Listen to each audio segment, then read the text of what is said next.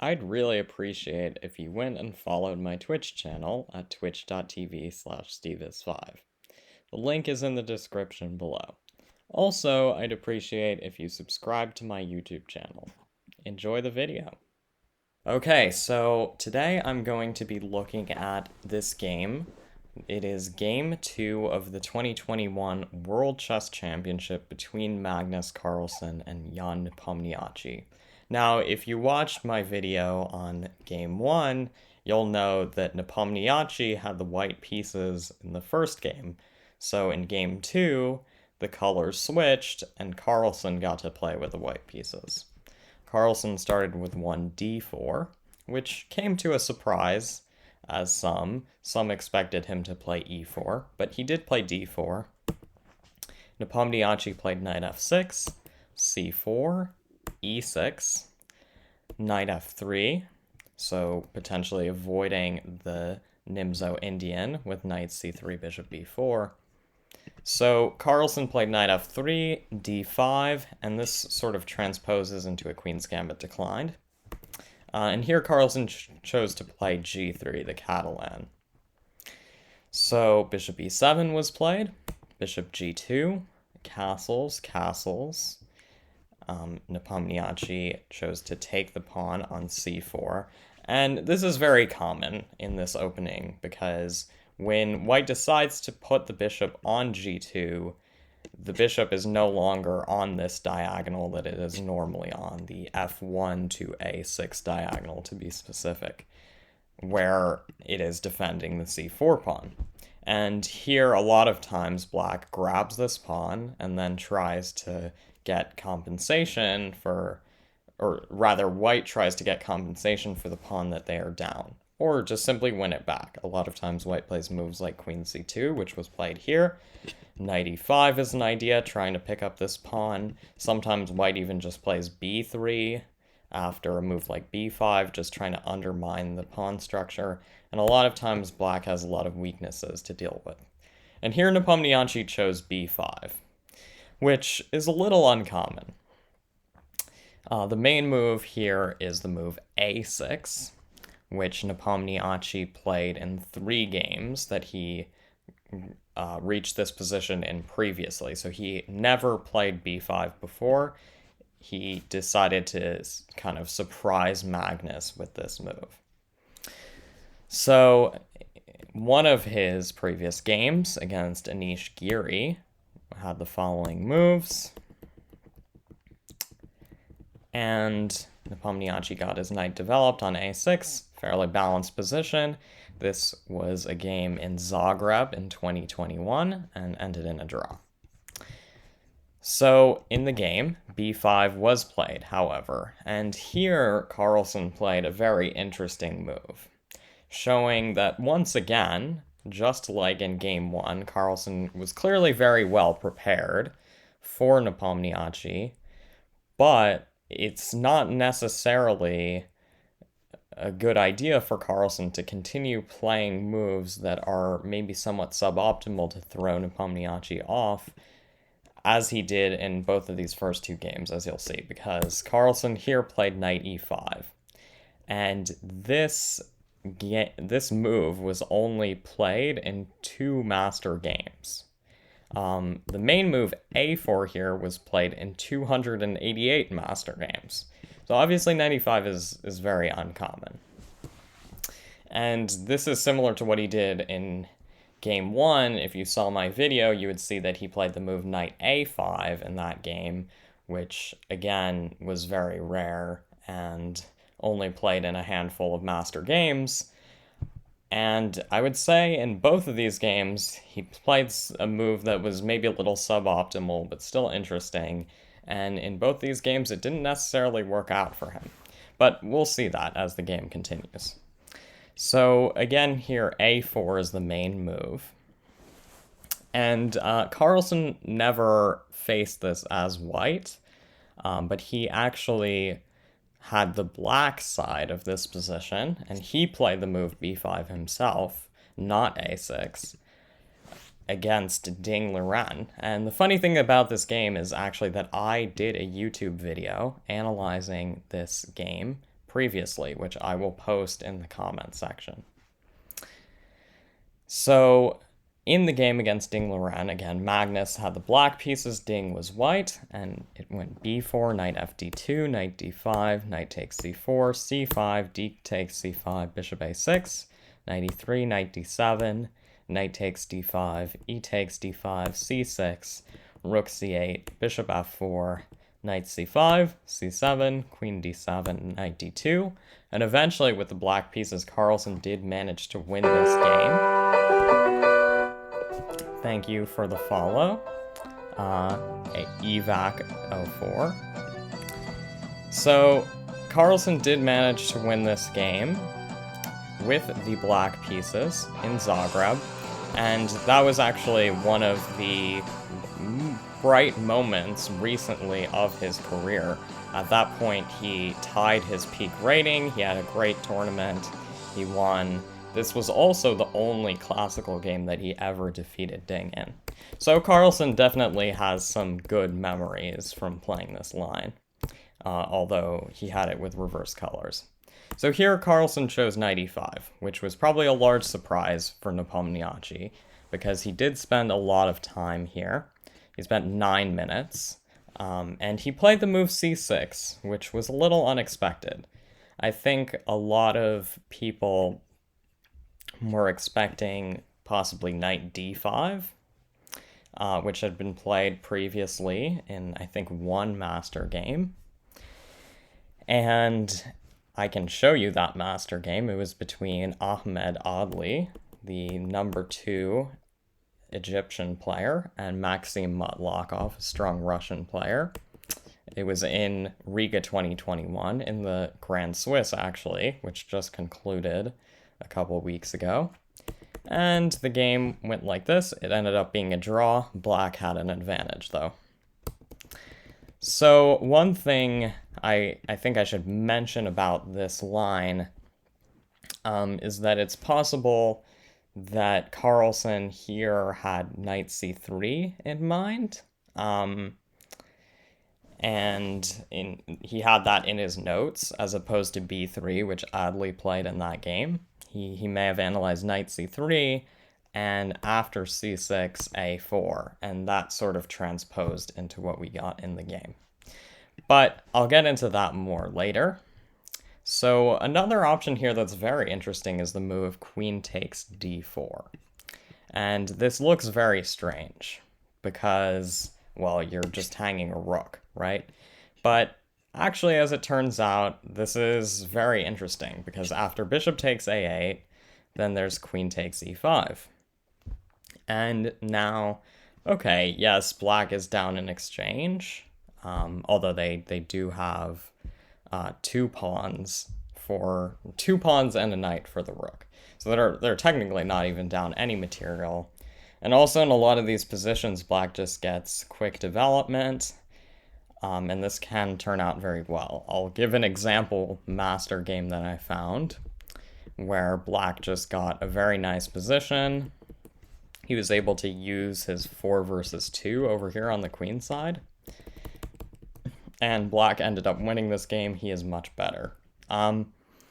And this was a game, a master playing with the black pieces, I think maybe more of an amateur player with the white pieces. It was in 2011. Black ended up winning.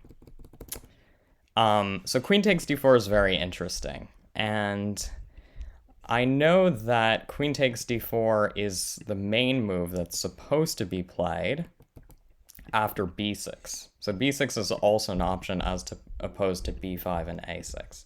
And here knight e5 is pretty common, and then queen takes d4 is the move that is theory. It is the correct move. And then bishop takes a8, queen takes e5. So you could get something like this in this line as well. So for that reason, I think queen takes d4 is definitely a move that, at the very least, probably Nepomniachtchi considered here. And I can't say that I really understand fully what the subtlety would be of having the pawn on b5 instead of b6 that would make this any worse. But in the game, he didn't choose queen d4. He also didn't choose knight d5. he played the move c6. And this is a novelty. This has never been played before at the highest level.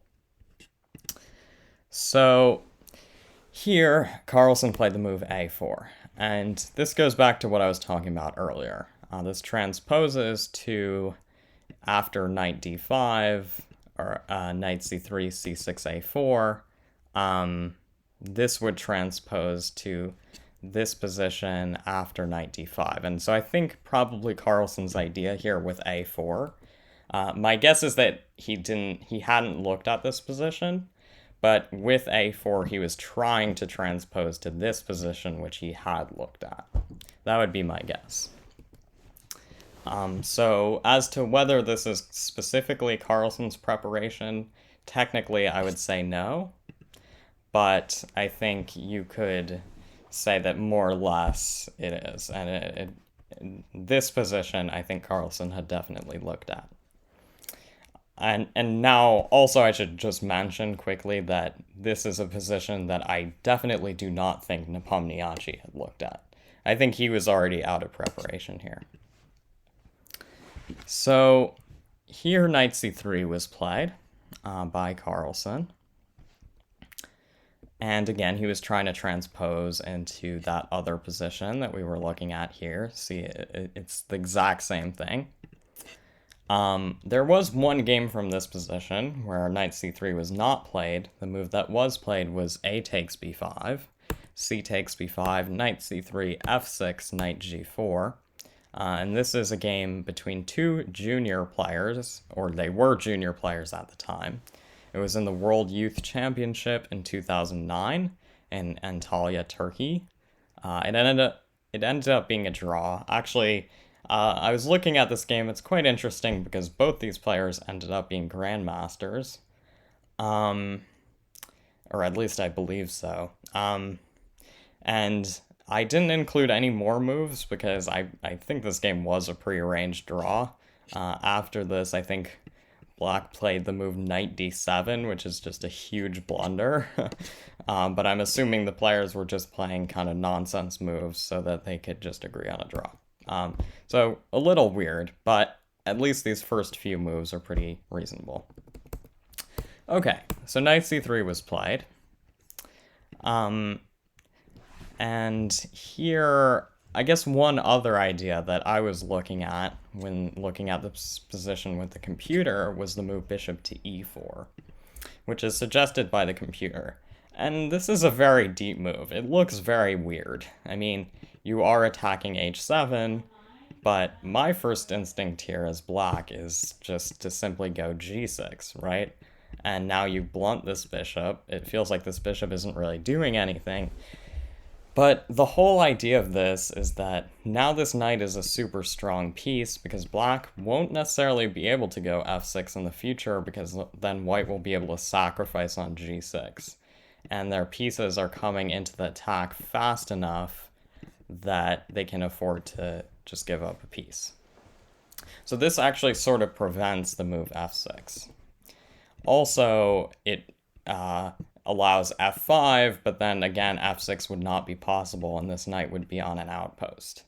So maybe f5 is a good move, but at the same time it does have some downsides.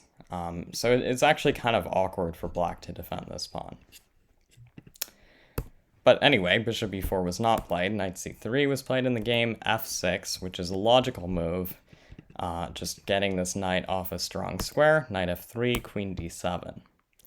And this is better for Black. Black is holding on to their pawns, but at the same time, Nepomniachtchi in the press conference pointed out that at this point in the game, he felt that he was in big trouble. Not necessarily big trouble, but he felt his position was very ugly, and he was not looking forward to playing this against Magnus, given that Carlsen is the world champion, but also just he tends to do very well in positions where he has sort of more positional advantages, and he can kind of grind down his opponents. So one other option here that I was looking at is the move b4. And now after knight d1, you can go bishop a6. And this bishop sort of gets into the game. I think the bishop would rather be on a6 than on b7. And there is a possibility of going b3 and really trying to take space as black. And for now, again, you're just holding on to your extra pawn. So black should be better if they can hold on to this pawn without many problems. But queen d7 was played in the game.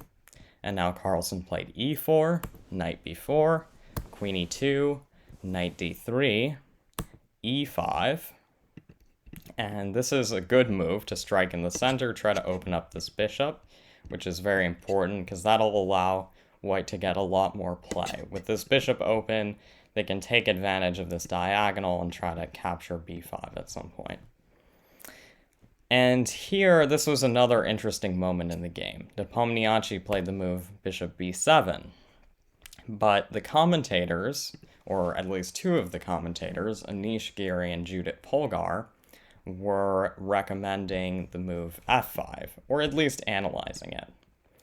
And here, with f5, things could have been very interesting, because now I think the main idea for Carlsen is after takes, actually to play the move d5, which just gives up a pawn, but this is a nice positional sacrifice because now black's d5 pawn is very weak, and you can open up the bishop and the knight and attack this pawn. Additionally, you can also shove the e-pawn forward at some point.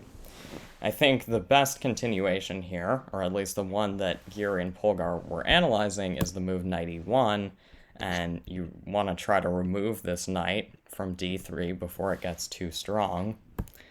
So black would have to do something about that, but now in a position like this, for example, well, this pawn is kind of a problem. So rook d1 is coming.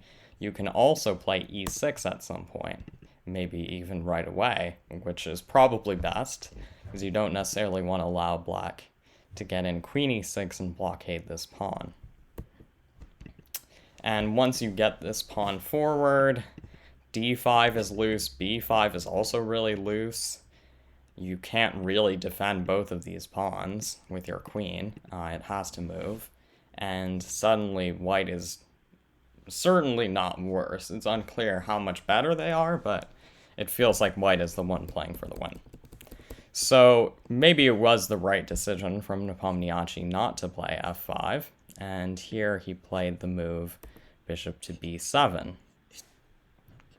And here, Carlsen played e takes f6, bishop takes f6, knight e4, bringing his knight forward, knight a6, and this was a key point in the game, because Carlsen played the move knight e5, which was a big mistake. And after knight e5, he ended up having a very tough game, and having a much worse position at some point. And what he could have played here is simply knight takes f6, and this is a little awkward because, first of all, black probably doesn't want to take on f6 with a rook, because now white gets to bring their knight to the strong e5 square, and after a trade, then this rook has to move away, and white just basically has a lot of weaknesses that they can try to target. All of these pawns are super weak. So, and also they can bring their rook to the open file. Basically, there's just a lot of play for white. So another possibility after knight takes f6 would be g takes f6, which is the best continuation for black.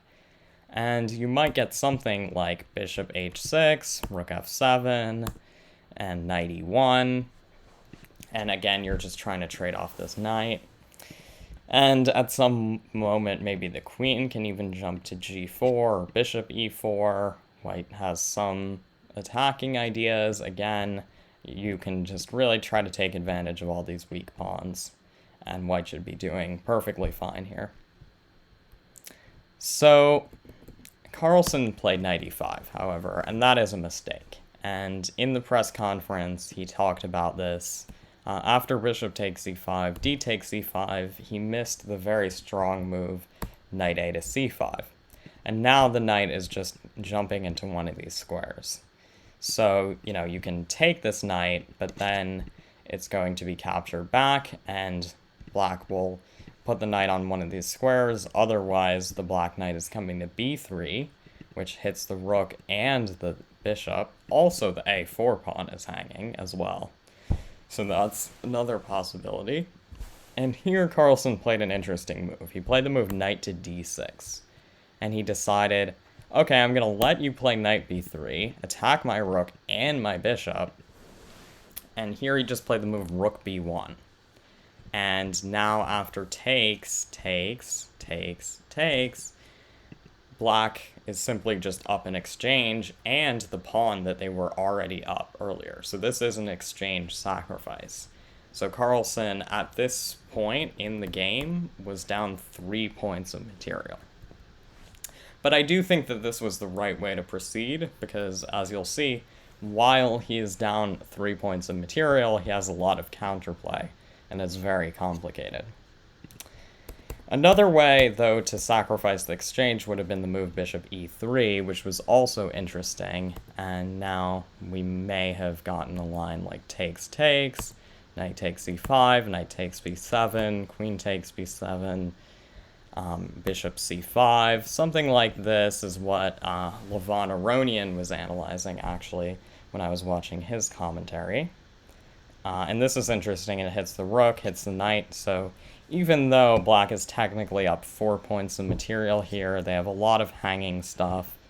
You can go rook f5 and try to defend, but black has some problems here with their pieces being poorly coordinated. There's a bishop h3 at some point. So yeah, basically white is actually okay here despite being down a lot of material. Another line that was being analyzed is here, instead of bishop c5, bishop d4 is also possible, and if the knight moves, then you lose e6, and then c6 is also hanging. So there are a lot of issues for black, despite them being up so much material. So bishop e3 may have honestly been a slightly more precise way for Carlsen to do this. But he played rook b1, take, and rook a b8, rook d1, and bishop to a8. And I think this was the first moment where things started to go wrong for Nepomniachtchi, because up until this point he had a very nice advantage with the black pieces, which is obviously very good, but bishop to a8 gives away some of that advantage. And here, there's a very strong move, but not necessarily one that's easy to see, which is b takes a4. Because this is just not a very natural move. It looks like you're just creating more weaknesses. Because after b takes a4, white has their choice of how to take on c4. And then both the a and c pawns, and also really the e pawn, are weak and can be targeted. And this just looks quite annoying. But the thing is that here, after queen takes c4, because on knight takes c4, you can just move the queen away. And this is also fine. White doesn't really have a direct threat here. And on queen takes c4, now there's a very nice move, which is c5. And this is a big part of black's strategy in this position. I'm not sure that Nepomniachtchi saw this idea or not, but this is an idea that comes up in pretty much every computer line you look at. And the idea of this move is just to trade bishops. Because if we go back a move for a second, this bishop is doing nothing. This bishop is a very bad piece. It's just staring at its own pawn.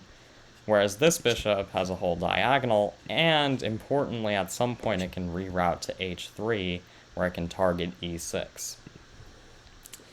So c5 is an annoying move. You definitely don't want to trade bishops. You're also giving black's rook more mobility in doing that.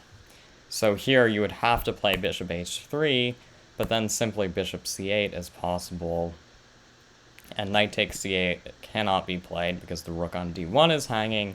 So this just holds the pawn, basically. The pawn is defended, and if white decides to take on c5, then they lose b2, so they don't want that. and black is holding everything together here with just a better position. So this would have been a strong idea.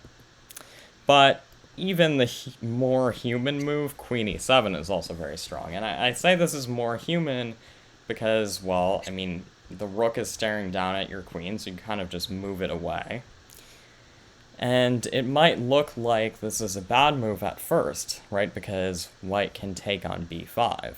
And then after takes back on b5, then white can take on b7, and they win in exchange. But actually, this is exactly what black wants. And a lot of people, I think, were getting very worried, or at least a lot of Magnus fans were getting very worried that he might lose if we get something like this. Because now, all of a sudden, pieces have come off the board, and Nepomniachtchi is pretty much just winning here. He is winning. He has an extra pawn, but very importantly, he has 3 pawns versus 1 on the queen side. And he should be able to defend his one serious weakness here, which is e6, well enough that he can just start basically pushing these pawns off the board, and if these pawns get far enough, then they'll just make queens, and so this is a very, very hard defensive task for white. So, queen e7, for that reason, is just a good move, and here Carlsen would have to play something like maybe bishop e4, which we'll see that he did end up playing in the game later on. But, again, he's kind of just grasping for straws here. I don't think he really necessarily has anything. And black, if they want, again, they have a choice. They can take on a4, which would be a good move. They can just go g6 to make sure that there aren't any problems with their king. They can also go a6 and solidify these pawns so that now b5 will never be hanging, because maybe at some moment white could consider taking on b5 instead of b7 and try to just steal a pawn, although that's not possible for now with the bishops facing off. So these are some of the ideas here for black, and black is much better. But in the game, bishop a8 was played, and here Carlsen played the move bishop e4, which is maybe not objectively the best move, but it is quite tricky. So here, the best move was probably to play knight takes b5. And knight takes b5 is a discovered attack on the queen. And it's just a very simple move. It wins a pawn. And it's that simple. And if black tries to go queen b7 and say, okay, when you move your knight away, I'm going to grab this pawn, then white can play rook d6, for example. And c6 and e6 are both loose. And, of course, the knight can't be captured because of the pin here. Bishop to e4 was played. Carlsen did not play knight takes b5. A little surprising. But this is an annoying move, and there are ideas of going bishop takes h7 even, or just queen h5. A lot of annoying sacrifices that could be played in the future. And here Nepomniachtchi played a huge mistake. He played the move c3. And this is where things turned around. For the first 24 moves of the game, Nepomniachtchi had the advantage. He was the one playing for the win. But once c3 was played, I think at this point already, Carlsen started to be the one playing for the win. And here, Nepomniachtchi had a couple options. One was queen e7, which, again, simple move, sidestepping the rook on d1. And here, white could play a move like queen h5, trying to be annoying. And this is quite annoying, because on g6, there's actually bishop takes g6. And if takes takes, then suddenly you're in trouble, because on queen g7, there's simply queen takes e6, and you can move your king to the side, but then I'm just going to lift my rook and checkmate you. And the same exact thing if you go king h8. Again, I'm just going to lift my rook and checkmate you. So you would have to give up your queen for the rook in a lot of these cases, but that's not going to be sufficient. So so g6 would be a mistake, but there's a very nice move here, actually, which is the move g5. And this looks like a move that you can't play. It just looks too weakening, right? Because you're pushing the pawn directly in front of your king, which often coaches tell beginners not to do. It's very rarely a good idea, but in this case it is. Because white can't really take advantage of this, and the queen simply defends the h7 pawn. And here, it may not look like it, but black's king is actually very safe. It's going to be very hard for white to attack black fast enough, whereas black is getting in, maybe b takes a4, opening this rook up, which could be very problematic for white. Again, c5 is a very interesting idea to try to trade the bishops at some point, probably after b takes a4, so that doesn't hang b5. But g5 would have been very strong there.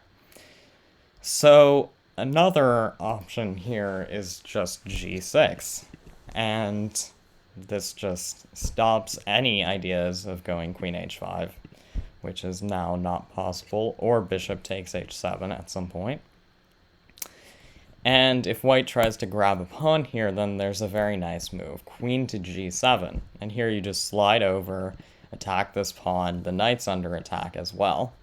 So white doesn't have time to defend this pawn, and when the knight moves away, then black will just grab e5. And again, b2 is weak. Black has this open f-file. They can go c5 at some point. Black is just clearly better here.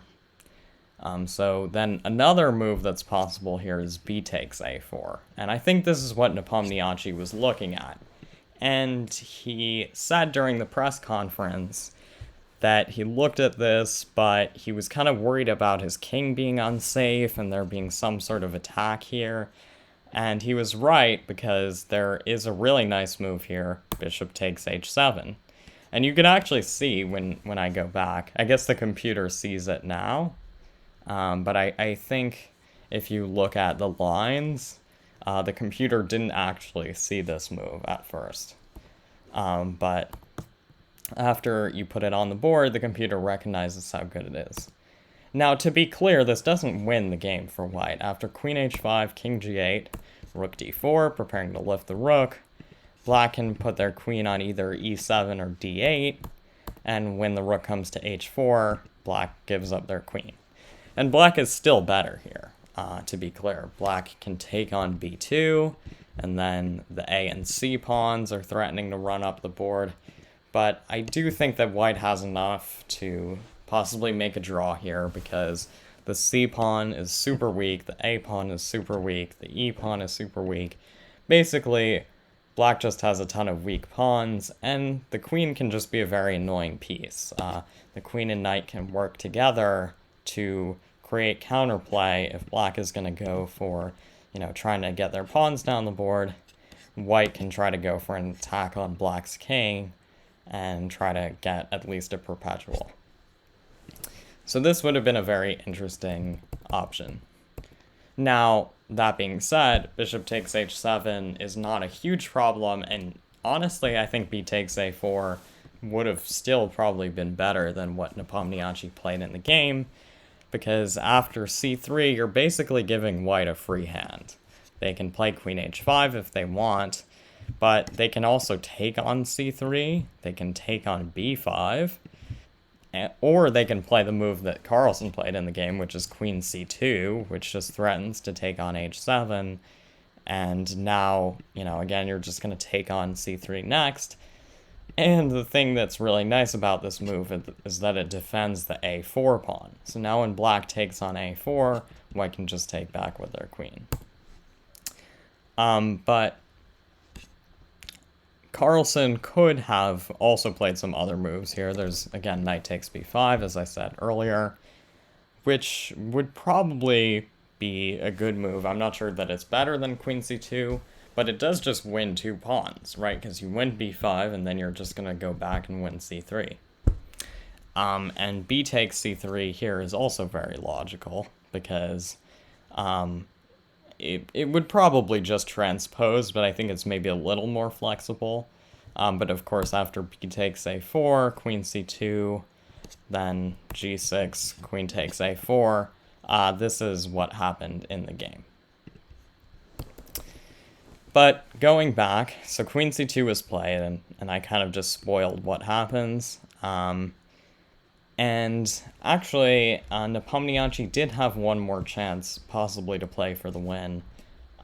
Here, instead of b takes a4, he pointed out in the press conference that someone told him after the game that he had this move queen g7. And this came up in one of the other lines as well, because now the e5 pawn is hit, and now white does have time to defend this pawn with the move f4, but now black has a nice move g5, and you're trying to break up these pawns. The queen is directly in line with white's king, and this is suddenly very dangerous for white. I think from a human perspective, this is very hard to play for white, because again, you're threatening to take this pawn, which is very annoying. The rook and queen are all on the right squares, and again, maybe at some moment, c5 could be annoying. This move can come back, and this bishop opens up, so white would have to probably trade bishops, and then maybe black can take advantage of this long diagonal at some moment and switch their queen over to the queen side.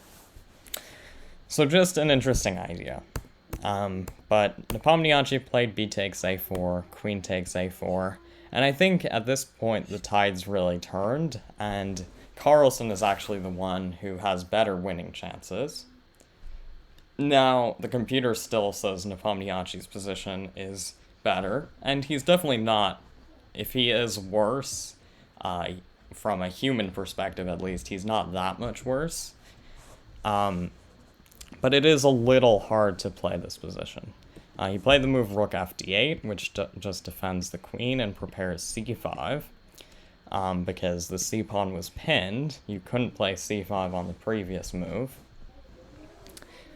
But now Carlsen has time to get in rook a1, and on c5, he plays the move queen c4 here, hitting the c-pawn.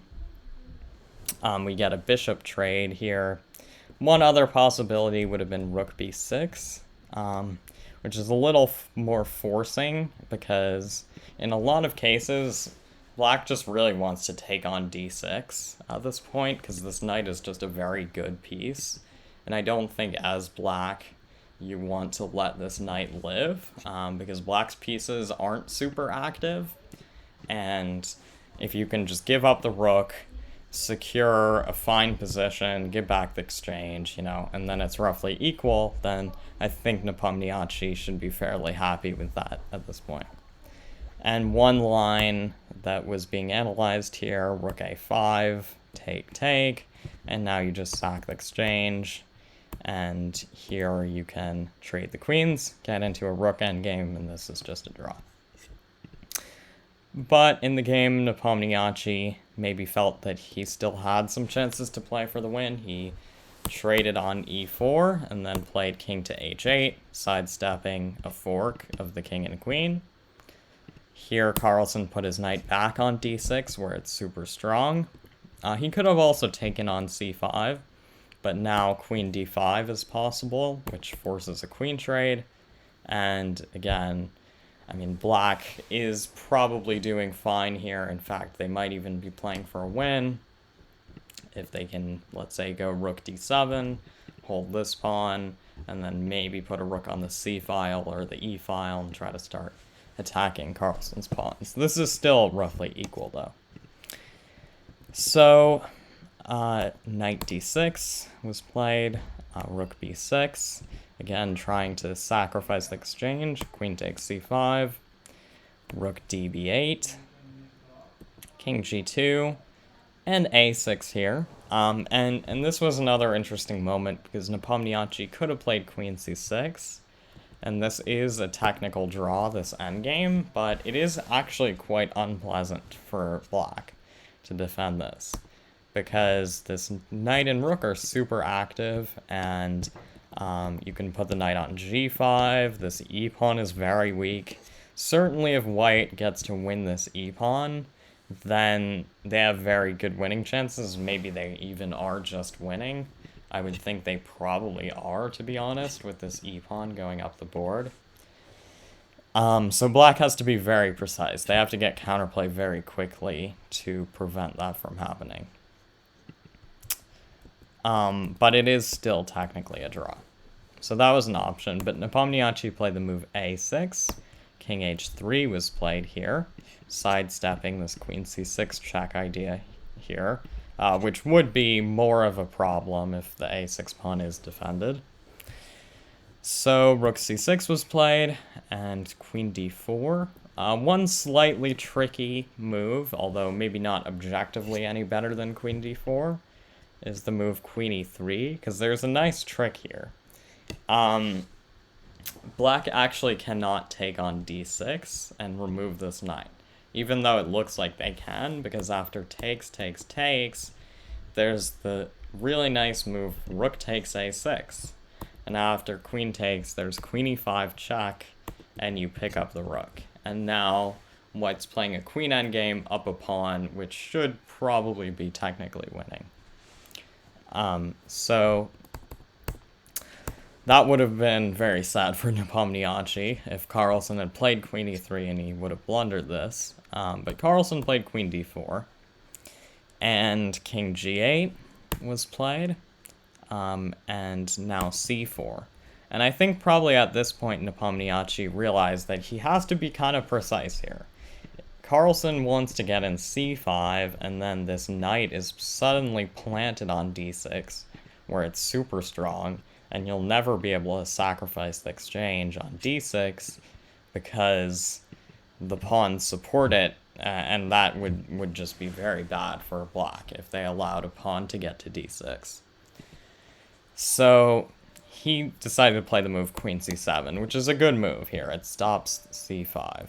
One other possibility, I'm not sure that it was necessarily any better, but would be the move rook b to c8. And this takes advantage of the fact that the knight is pinned.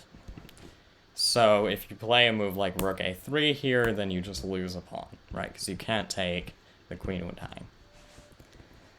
So queen c7 was played, though, and this was another interesting moment.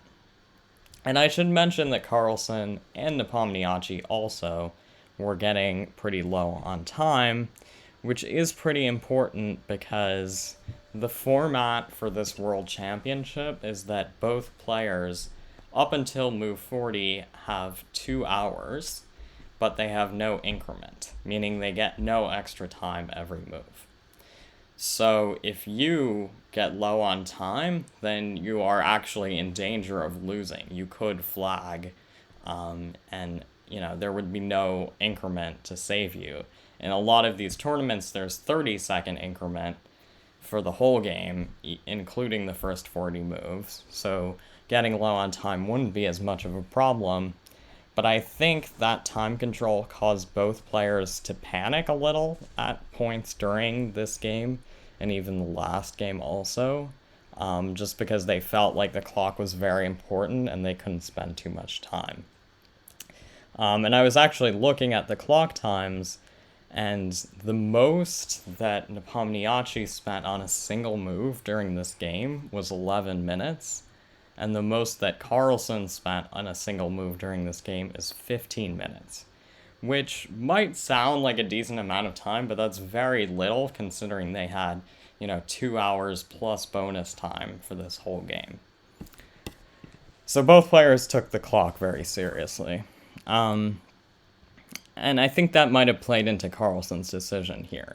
He decided to be safe and play the move queen g4, which allows Nepomniachtchi to sacrifice his rook, and now he's just fine. And here, I think one move that was suggested was rook c1, just keeping the pressure.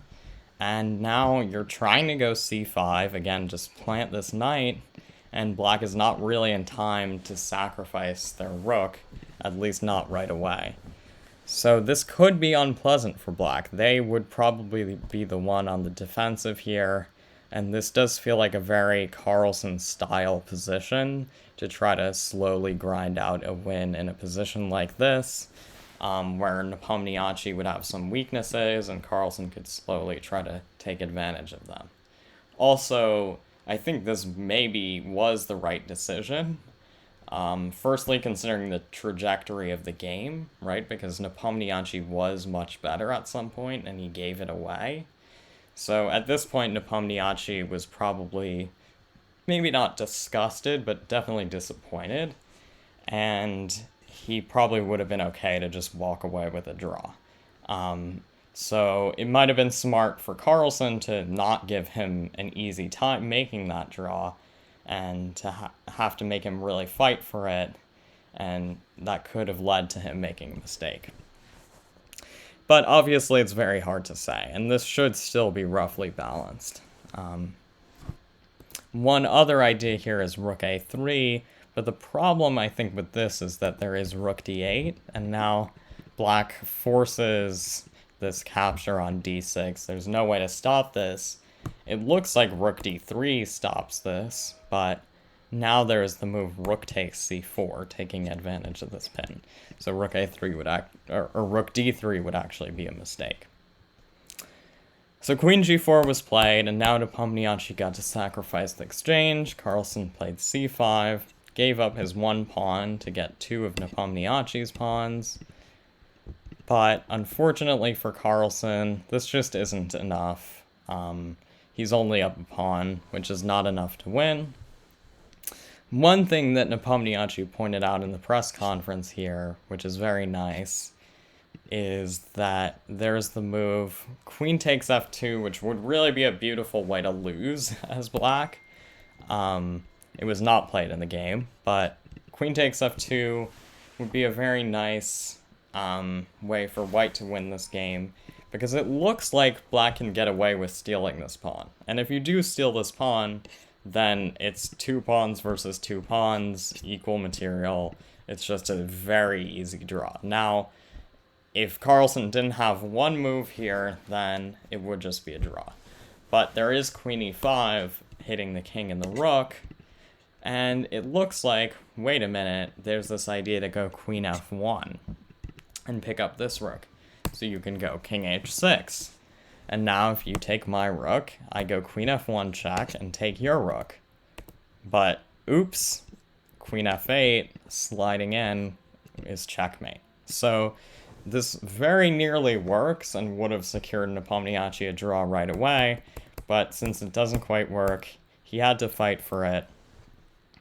He played rook f8, f4, and here he just played queen f5, trading the queens. And I don't think there are too many more instructive moments in this game. I think at the amateur level it is possible for this endgame to be won, but certainly between two players of this caliber, there's just really no chance for white to win this. Rook and rook with 3 versus 2 on the same side is just a very routine draw. And we got some moves here, some shuffling around. Carlsen took the 5th rank, tried to push forward. Here I should mention that g takes h5 is possible, and this is still a technical draw.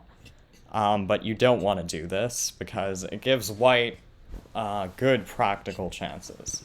These two, this 2 versus 1 is not what you want because white has a passed f-pawn, which could become a queen in the future. And it's just very hard to deal with this. Now, if you get a 2 versus 1, where let's say it's the h and g pawns versus the h pawn, then it's a very easy draw, because white doesn't have any passed pawns. So here h5 was played.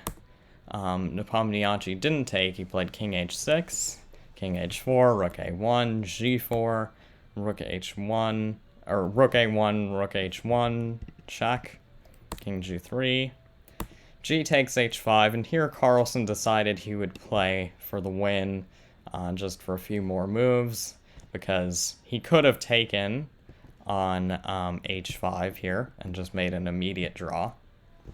This is an easy draw, because both sides will distract each other's kings with their pawns, and the pawns will be traded, and it'll just be a draw. So, Carlsen decided to play rook e6 check and g5 and play on for a little. We got some more moves here. And here they decided to just repeat moves and agree on a draw. Carlsen could have brought his king over to h4. That would be the only way really to play for win here, because he can try to bring his king forward, but then the f-pawn would be hanging, so yeah, there's just no good way to bring your king forward and, you know, not allow just a ton of checks. So the only way to do it would be to bring the king to h4, but then Nepomniachtchi would just check and go rook a4 back, and you can take on h5, but then black will just take on f4, and there's really no reason to play out that position. So this is the final position. This game ended in a draw,